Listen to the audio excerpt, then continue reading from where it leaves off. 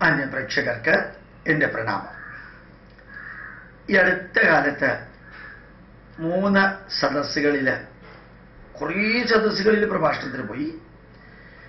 അതിലെ 3 വളരെ ഉജ്ജ്വലമായിട്ട് സംഘടിപ്പിച്ച SNDP-യുടെ സമ്മേളനമായി ദർശന ഉത്സവം എന്ന് പറഞ്ഞ തിരുവല്ലയിലുണ്ടായിരുന്നു, കോട്ടയത്തുണ്ടായിരുന്നു, എറണാകുളം ജില്ലയിലുണ്ടായിരുന്നു.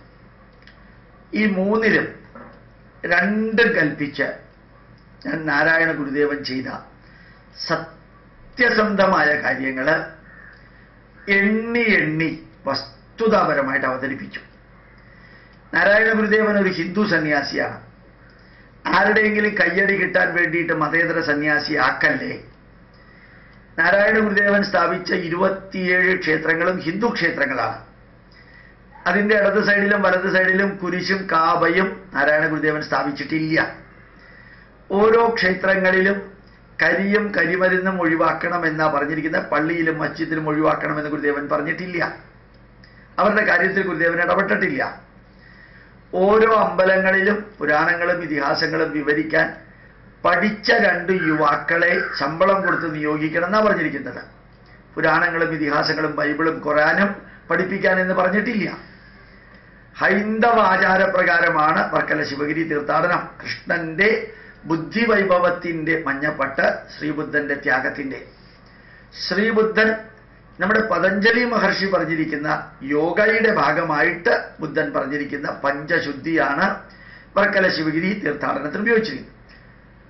ചെങ്ങന്നൂർ മുതൽക്ക് കളിയിക്കാവിള വരെ മതം മാറിയ ഈഴവരെ മൊത്തത്തിൽ തിരിച്ചു കൊണ്ടുവരാൻ ഗുരുദേവൻ ചെയ്തതുപോലെ ലോകത്തിൽ ആരും ചെയ്തിട്ടില്ല. ഈഴവർ മതം മാറിയപ്പോൾ അവരാരാധിച്ചിരുന്ന അമ്പലങ്ങളിലെ വിഗ്രഹങ്ങൾ മാറ്റി കുരിശു വെച്ചപ്പോൾ ഗുരുദേവൻ അവിടെ ചെന്ന് കുരിശു മാറ്റി വിഗ്രഹത്തെ പുനഃപ്രതിഷ്ഠിച്ചു. മതം മാറിയ ഈഴവരെ SNDP-യിൽ നിന്ന് പുറത്താക്കി. എന്നിട്ട് തിരിച്ചു കൊണ്ടുവരാൻ സത്യപ്രതിജ്ഞ ചെയ്തു ഹിന്ദുവായിട്ട് ജീവിക്കുമെന്ന്. നാരായണീയവും അതുപോലെ തന്നെ തൊൽക്കാപ്യവും അങ്ങനെ തമിഴ്, സംസ്കൃതം, മലയാള ഗ്രന്ഥങ്ങൾ, ജ്ഞാനപ്പാന തുടങ്ങിയതും എല്ലാം പഠിച്ച ബൈഹാർട്ട് പഠിച്ച നാരായണ ഗുരുദേവന് ജാതി ഭേദം എന്ന വാക്കും മതദ്വേഷം എന്ന വാക്കിൻ്റെയും അർത്ഥം അറിഞ്ഞുകൂടാന്ന് പറയുമ്പോഴത്തേക്കും അത്ഭുതകരമാണ് എന്നെനിക്ക് തോന്നാറുണ്ട്. നാരായണ ഗുരുദേവൻ ജീവിച്ചത് മുഴുവൻ ഹൈന്ദവ നവോത്ഥാനത്തിനാണ്. കൃഷ്ണനാശാൻ ക്രിസ്തുമതച്ഛേദനം പഠിച്ച് ക്രിസ്ത്യാനികളുമായിട്ട് വാദപ്രതിവാദം നടത്തിയിട്ട് പോയവരെ തിരിച്ചു കൊണ്ടുവരുമ്പോൾ ആ കൃഷ്ണനാശാനെ ചൂണ്ടിക്കാണിച്ച് നാരായണ ഗുരു പറഞ്ഞത് ഈ കൃഷ്ണൻ ഇല്ലായിരുന്നെങ്കിൽ നമ്മളൊക്കെ ക്രിസ്ത്യാനികളായി പോകുമായിരുന്നു എന്നാണ്. വർക്കല ശിവഗിരി തീർത്ഥാടനത്തിൽ ശാരദാദേവിയെ തൊഴാൻ തീർത്ഥാടനം ഉപയോഗിക്കാമെന്നാണ് പറഞ്ഞത്. അവിടെ കൊണ്ടുപോയിട്ട് മതേതരത്തിൻ്റെ പ്രതീകമായിട്ട് മറ്റെല്ലാ ദേവന്മാരെയും യേശുക്രിസ്തുവിനെയും ഒന്നും പ്രതിഷ്ഠിച്ചുമില്ല. ഗുരുദേവന്റെ ശിഷ്യന്മാർ പ്രതിഷ്ഠിച്ച ഒരമ്പലത്തിലും മറ്റു മതങ്ങളെ പ്രതിഷ്ഠിച്ചിട്ടില്ല. അവിടെ ഏത് കാര്യത്തിലും ഹിന്ദു നവോത്ഥാനത്തിന് വേണ്ടി മാത്രം പ്രവർത്തിച്ച വീക്ഷണങ്ങൾ അവതരിപ്പിച്ച ആ നാരായണ ഗുരുദേവൻ ഇന്നത്തെ രാഷ്ട്രീയക്കാരുടെ മുതലെടുപ്പിന് വേണ്ടി, വോട്ട് ബാങ്കിന് വേണ്ടി രാഷ്ട്രീയക്കാരെങ്ങനെയാണോ മുസ്ലിങ്ങളെയും ക്രിസ്ത്യാനികളെയും ഉപയോഗിക്കുന്നത്, അതേപോലെ ഈഴവരിൽ ഒരു ഭാഗത്തെ നാരായണ ഗുരു മതേതരവാദിയാണെന്ന് പറഞ്ഞ് ആ ആൾക്കാരുടെ മുഴുവനും അതാണ് യഥാർത്ഥ വീക്ഷണം എന്ന് വരുത്തി തീർത്ത് മറ്റൊന്നിലേക്ക് ഡിസ്റ്റോർട്ട് ചെയ്യാം. എന്നിട്ട് ഉറക്കെ നിരന്തരം പ്രഖ്യാപിച്ചുകൊണ്ടേയിരിക്കാം. നാരായണ ഗുരുദേവന്റെ വിശാല വീക്ഷണത്തിനെതിരെ പ്രവർത്തിക്കുന്നവര് ധാരാളമുണ്ട്. സമുദായം ശ്രദ്ധിക്കാനാ പറയുന്നേ. ഈ ഒരു ക്ഷേത്രം നശിച്ചാൽ അത്രയും അന്ധവിശ്വാസം ഇല്ലാതെയാകും എന്ന് പറയുന്ന കമ്മ്യൂണിസ്റ്റുകാർക്ക് നാരായണ ഗുരുദേവൻ സ്ഥാപിച്ച ക്ഷേത്രത്തോട് എന്താ ഇത്രയും അധികം പ്രത്യേകത? നാരായണ ഗുരുദേവനോട് എന്താ ഇത്രയധികം പ്രത്യേകത? സന്യാസം സ്വീകരിച്ച്, ദീക്ഷ സ്വീകരിച്ച്, ഹിന്ദു ആശ്രമങ്ങൾ സ്ഥാപിച്ച്, ഹിന്ദു ജീവിത രീതിയിൽ എല്ലാം ചെയ്ത് ഹിന്ദു ദേവന്മാരുടെ ധ്യാനമന്ത്രങ്ങൾ എഴുതിയിട്ട് എല്ലാം ജയിക്കുക മഹാദേവ ദീനാവനപരായണ, ജയിക്കുക യേശുദേവ എന്നല്ല പറഞ്ഞിരിക്കുന്നത്. എന്ത് ഭംഗിയായിട്ടാ വേദങ്ങളൊക്കെ ഉപയോഗിച്ച് ദൈവദശകം എഴുതിയത്. ഇവിടത്തെ ധന്യമായിട്ടുള്ള വരികൾ ഉപയോഗിച്ചിട്ടാണ് ദർശനമാല എഴുതിയിരിക്കുന്നത്. ശ്രീകൃഷ്ണാഷ്ടകം എഴുതിയതും ശിവാഷ്ടകം എഴുതിയിരിക്കുന്നതും എല്ലാം. ഒരു ക്രിസ്തു അഷ്ടകോ എഴുതിയിട്ടില്ല, ഒരു അള്ളാ പഞ്ചകോ എഴുതിയിട്ടില്ല. അനുകമ്പാ ദശകത്തിൽ ഒരു വരിയിൽ യേശുക്രിസ്തുവിനെ കുറിച്ചോ മുഹമ്മദ് നബിയെ കുറിച്ച് പറഞ്ഞിട്ടുള്ളതല്ലാതെ അനുകമ്പാ ദശകത്തിൽ പോലും വേറെ ഒന്നും ഒരിടത്ത് പറഞ്ഞിട്ടില്ല. ഇത്രയും ധന്യമായിട്ട് ഹൈന്ദവ ജനതയ്ക്ക് വേണ്ടി മാത്രം പ്രവർത്തിച്ച ആ ഗുരുദേവന്റെ അനുയായികൾ ഹിന്ദുക്കളാണ് എന്നുള്ളതിൽ അഭിമാനിക്കണം. ഈഴവ സമുദായത്തിൽ നിന്ന് മതം മാറി പോയവരെ എല്ലാം തിരിച്ചു കൊണ്ടുവരണം. 100 പ്രാവശ്യം 3 സ്ഥലത്ത് ഞാൻ പറഞ്ഞു. ഈഴവ സമുദായത്തിൽ നിന്ന് മതം മാറി പോയവരെ ഒരു വലിയ മഹാസാഗരത്തിൽ ജീവിക്കുന്ന ഹിന്ദുക്കള് ഒരു പൊട്ടക്കിണറ്റിലേക്ക് പോയി ചാടുന്ന അവസ്ഥയാണ് ക്രിസ്തുമതം സ്വീകരിക്കുമ്പോൾ ഉണ്ടാവുന്നത്.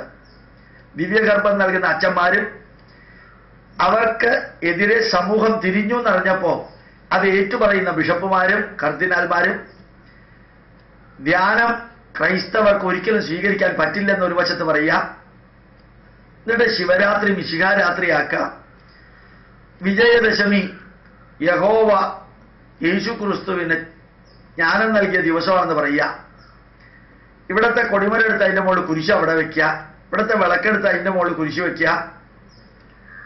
അങ്ങനെ ഓരോന്നും ചെയ്യുന്നതിൽ എന്താ ഉത്തരവാണ്?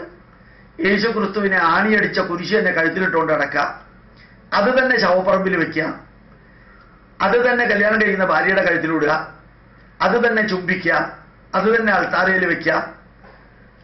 പരിശുദ്ധാത്മാവായിട്ടുള്ള ഒരു യേശുദേവനെ ആണിയടിച്ച കുരിശ് അത് തന്നെ നെഞ്ചത്തോട്ടുകൊണ്ട് നടക്കുക. ഇതെല്ലാം ഈ 3 SNDP യൂണിയനുകളിലും പറഞ്ഞു, എണ്ണി പറഞ്ഞു. മനസ്സിലൊരു സംശയം ഉണ്ടായിരുന്നു. അതിനകത്ത് മതേതരവാദികളുണ്ട്, ഇടതുപക്ഷക്കാരുണ്ട്, കോൺഗ്രസ്സുകാരുണ്ടാവും. അവർക്കൊന്നും ഞാൻ പറയുന്നത് ഇഷ്ടപ്പെടില്ല എന്ന് എനിക്ക് തോന്നിയിരുന്നു. എന്നിട്ട് ഞാൻ ലാസ്റ്റ് പറയുകയും ചെയ്തു, ഗോപാലകൃഷ്ണൻ പറഞ്ഞതിൽ എന്തെങ്കിലും തെറ്റുണ്ടെങ്കിൽ, ഇത് തെറ്റാണെന്നൊന്ന് തെളിയിക്കുകയാണെങ്കിൽ, 4ാം ക്ലാസ്സിൽ ഞാൻ പഠിക്കുന്ന കാലത്ത്, ഗോപാലകൃഷ്ണൻ പഠിക്കുന്ന കാലത്ത് എൻ്റെ കഴുത്തിൽ എൻ്റെ അച്ഛൻ നാരായണൻ നമ്പ്രാന്തിരിയും സത്യഭാമയും ഇട്ട ആ പൂണൂല് ഈ സദസ്സിൽ ഇറക്കി വെക്കാൻ തയ്യാറാണ്. അത് ഇറക്കി വെക്കേണ്ടി വരില്ല എന്ന് അറിഞ്ഞുകൊണ്ട് തന്നെയാണ് ഞാനത് പറയുന്നത് എന്നും പറഞ്ഞു. ഇത്രയും ഞാൻ നിങ്ങളോട് പറഞ്ഞത് നേരത്തെയും പറഞ്ഞിട്ടുള്ളതാണ്. ഇത്രയും പറയാൻ ഒരു വലിയ കാരണമുണ്ട്. ഒറ്റ വരിയിൽ കാരണം പറയാം, അല്ലെങ്കിൽ കാര്യം പറയാം. സത്യസന്ധമായിട്ട് ഈഴവ സമുദായത്തോട് നാരായണ ഗുരുദേവന്റെ ചരിത്രം പറഞ്ഞ് പഠിപ്പിച്ചവരാരും ഇപ്പം ഇല്ല. പഠിപ്പിച്ചവർ മുഴുവനും, നാരായണ ഗുരുദേവന്റെ ചരിത്രം പഠിപ്പിച്ചവർ മുഴുവനും കയ്യടിക്ക് വേണ്ടിയും അല്ലെങ്കിൽ വേറെ എന്തിനൊക്കെയോ വേണ്ടിയും, രാഷ്ട്രീയ നേട്ടത്തിന് വേണ്ടിയും, കുറെ അഭിനന്ദനങ്ങളും ആഹ്ലാദത്തിനും വേണ്ടിയും ഇല്ലാത്തത് പലതും പറഞ്ഞപ്പോ പാവപ്പെട്ടവർ ധരിച്ചു ഇതാണ് സത്യനാരായണ ഗുരുദേവനെ കുറിച്ച് എന്ന്. പക്ഷേ അല്പം ഭയത്തോട്, സംശയത്തോട്, ഭയമില്ല, സംശയത്തോടു കൂടിയാണെങ്കിലും പറയാനുള്ളത് എണ്ണി പറഞ്ഞ് എവിടെയെങ്കിലും തെറ്റുണ്ടെങ്കിൽ കഴുത്തിലെ പൂണൂല് താഴെ ഇറക്കി വെക്കുന്നു പറഞ്ഞപ്പോൾ ഉണ്ടായ കയ്യടി, അത് കഴിഞ്ഞിട്ട് എല്ലാം കഴിഞ്ഞാൽ ഇറങ്ങിയപ്പോ സ്റ്റേജിൽ ചാടിക്കേറി വന്ന് പറഞ്ഞ ഡസൻ കണക്കിന് ആൾക്കാർ പറഞ്ഞ വരി, എല്ലാ വർഷവും സാറ് വരണം, സാറിന്റെ ദിവസം നോക്കിയിട്ടേ ഞങ്ങൾ ഈ ദർശനോത്സവം വെക്കുള്ളൂ. എനിക്ക് അഭിമാനം തോന്നി, കണ്ണിൽ നിന്ന് വെള്ളം വന്നു. ബാബു പോളിനെ പോലെയുള്ളവരും വേറെ പല ക്രിസ്ത്യൻ പേരുള്ള ക്രിസ്ത്യൻ മിഷണറിമാര് അവരുടെ ബൈബിളും ഈ ചിന്താധാരയും ഹിന്ദുക്കളുടെ നെഞ്ചത്തിറക്കി വെച്ച് നാരായണ ഗുരുദേവൻ പറഞ്ഞിരിക്കുന്ന കാര്യങ്ങളൊക്കെ ബൈബിളിൽ നിന്ന് എടുത്താണെന്ന് പറഞ്ഞപ്പോൾ പോലും കൈയടിച്ചവരാണ് മുമ്പിലുള്ള SNDP-കാര്. ബൈബിളിൽ നിന്ന് എടുത്തവരാണ്. അവർക്കറിയാം ബൈബിളിൽ നിന്ന് ഒരു വരി പോലും നാരായണ ഗുരുദേവൻ എടുത്തിട്ടില്ല. ഒരു വരി പോലും നാരായണ ഗുരുദേവൻ ബൈബിളിൽ നിന്ന് എടുത്തിട്ടില്ല. ഒരിക്കൽ പറയുകയുണ്ടായി, പോർച്ചുഗീസ് പാതിരി വർക്കല ശിവഗിരി ആശ്രമത്തിൽ വന്നപ്പോ അയാൾ നാരായണ ഗുരുദേവനോട് പറഞ്ഞു, നിങ്ങളുടെ പാപത്തിന് വേണ്ടിയാണ് യേശുക്രിസ്തു കുരിശിലേറിയതെന്ന്. അപ്പൊ നാരായണ ഗുരുദേവനോട് ചോദിച്ചു, അപ്പൊ പിന്നെ പാപം തീർന്നില്ലേ കുരിശിലേറിയതോടുകൂടി? ഇല്ല, പാപം തീർന്നില്ല, ഇപ്പോഴും ഉണ്ട്. അപ്പൊ പിന്നെ എന്തിനാന്ന് കുരിശിലേറിയത്? കുരിശിലേറിയത് നിങ്ങളുടെ പാപത്തിന് വേണ്ടിയിട്ടാണ്. അപ്പൊ പാപത്തിന് വേണ്ടി കയറിയതോടുകൂടി നിങ്ങളുടെ പാപം തീർന്നില്ല, പിന്നെ എന്തിനാ അങ്ങോട്ടും ഇങ്ങോട്ടും പാപികളെ എന്ന് വിളിക്കുന്നതെന്ന് വീണ്ടും ചോദിച്ചു. അല്ലല്ല, പാപം തീർന്നില്ല, കുരിശിലേറിയതോട്. അയാൾ അത് തന്നെ പറഞ്ഞുകൊണ്ടിരിക്കുക. കുറെ കഴിഞ്ഞപ്പോൾ നാരായണ ഗുരുദേവൻ പറഞ്ഞു, ശുദ്ധ അബദ്ധമാണ് പാതിരി പറയുന്നതെങ്കിലും അതിലുള്ള അയാളുടെ ഉറച്ച വിശ്വാസം നിങ്ങൾ മനസ്സിലാക്കണം എന്നാണ് നന്നായിട്ട് പറഞ്ഞത്. ശുദ്ധ അബദ്ധവും ഒരു യുക്തിയും സയന്റിഫിക് ടെമ്പറും ഇല്ലാത്ത അബദ്ധങ്ങളുടെ പരമ്പര. ഒരാൾക്ക് വേണ്ടിയിട്ട് വേറൊരാളെ കുരിശിലേറ്റുക, ആ കുരിശിലേറ്റിയ ആൾ മരിക്കുക, എന്നിട്ട് 3 ദിവസം കഴിഞ്ഞിട്ട് അയാൾ ഉയർത്തെഴുന്നേൽക്കുക. എന്നിട്ട് നോക്കുക, യേശു ക്രിസ്തുവിന്റെ മരണവും ജീവിതവും എല്ലാം ഭാരതത്തിലാണെന്ന് പറഞ്ഞിരിക്കുന്ന ഒരു പുസ്തകം. അതും എഴുതിയിരിക്കുന്ന ഒരു ക്രിസ്ത്യാനി തന്നെയാണ്. അത്ഭുതം തോന്നുന്നത്. ധാരാളം പുസ്തകങ്ങളുണ്ട്. എഴുതിയിരിക്കുന്നത് യേശു ക്രിസ്തു, വിദ്യാഭ്യാസം, പ്രവർത്തനം, മരണം ഭാരതത്തില്. ഇവിടെ വെച്ച് മരിച്ചു എന്നും പറയാ. അത് യെരുശലേമിൽ വെച്ച് തന്നെ മരിച്ചു, ഇസ്രായേലിൽ വെച്ച് മരിച്ചു. നേരെ സ്വർഗത്തിലേക്ക് ആകാശം വളർന്നു പോയി, റോക്കറ്റ് പോണ മാതിരി. ഇത് ഈ പാതിരി പറഞ്ഞപ്പോഴത്തേക്ക് നാരായണ ഗുരു പറഞ്ഞു, പറയുന്നത് മുഴുവനും അബദ്ധമാണെങ്കിൽ അയാളുടെ ഉറച്ച വിശ്വാസത്തിന്റെ കാഠിന്യം നോക്കൂ എന്നൊരു നല്ലതല്ലാതെ വേറൊന്നും നാരായണ ഗുരുദേവൻ ക്രിസ്ത്യാനികളെ കുറിച്ച് പറഞ്ഞിട്ടില്ല. എത്ര പേര് നാരായണ ഗുരുദേവനെ ക്രിസ്തുമതത്തിലേക്ക് കൊണ്ടുവരാൻ ശ്രമിച്ചു എന്നറിയോ? ഇതൊന്നുമില്ലാതെ നാരായണ ഗുരുദേവനെ വലിയൊരു മതേതരവാദിയായി, ജാതിയില്ല വിളംബരം, ജാതിയില്ല, നാരായണ ഗുരുദേവന്റെ ലെവലിൽ എത്തിയ ഒരു അവതാരങ്ങളും ജാതി ഉണ്ടെന്ന് പറഞ്ഞിട്ടില്ല. രാമകൃഷ്ണദേവൻ, രാമകൃഷ്ണ പരമഹംസർക്ക് ജാതിയില്ലായിരുന്നു, രമണ മഹർഷിക്ക് ജാതിയില്ലായിരുന്നു. വിവേകാനന്ദൻ വ്യക്തമായിട്ട് പറഞ്ഞിട്ടുണ്ട്, even though I am born in India, I am a universal citizen, I am not belonging to Hindu religion. ഹൈന്ദവ ധർമ്മത്തിന്റെ പ്രചാരകനായ ഹിന്ദു, ആ ഹിന്ദു എന്ന വാക്ക് പോലും അതിനപ്പുറത്തേക്ക് ഞാൻ കടന്നു എന്ന് വിവേകാനന്ദൻ പറഞ്ഞിട്ടുണ്ട്, ശങ്കരാചാര്യ പറഞ്ഞിട്ടുണ്ട്, മാധ്വാചാര്യ പറഞ്ഞിട്ടുണ്ട്.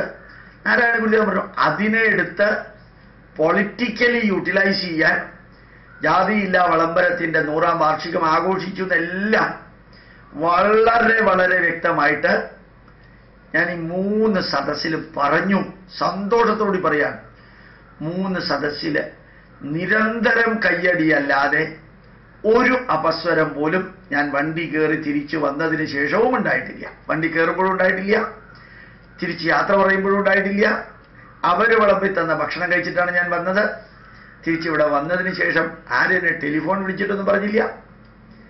ഞാൻ ഇത് നിങ്ങളോട് പറയാൻ കാരണം, നിങ്ങൾ പറയാനുള്ള സത്യസന്ധമായ കാര്യങ്ങൾ പറയുക.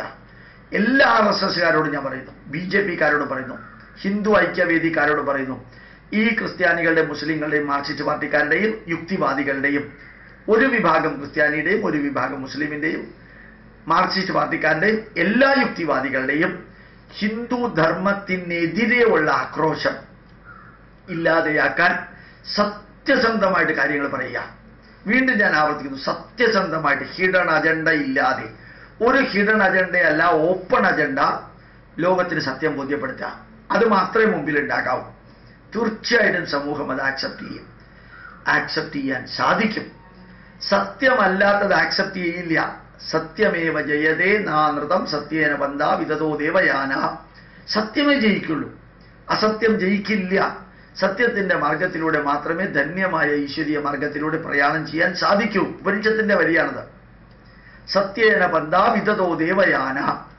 സത്യത്തിന്റെ വഴിയിലൂടെ മാത്രം പോവുക. അത് ആർക്ക് ഇഷ്ടപ്പെട്ടോ ഇഷ്ടപ്പെട്ടില്ലയോ എന്നുള്ളതല്ല.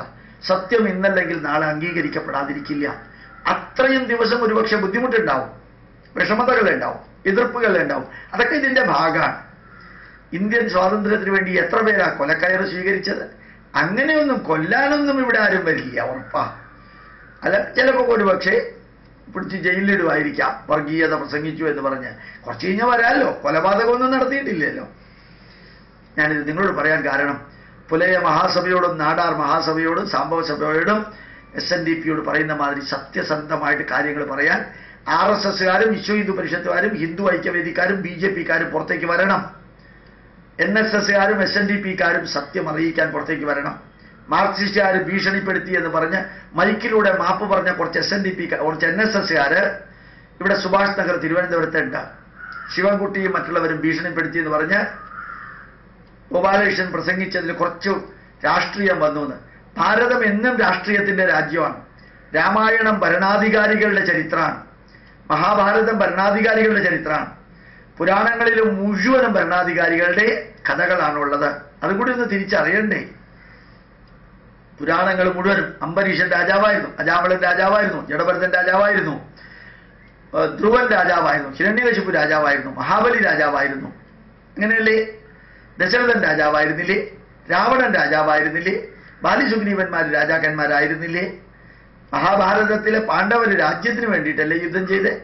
കൗരവര് രാജാക്കന്മാരായിരുന്നില്ലേ?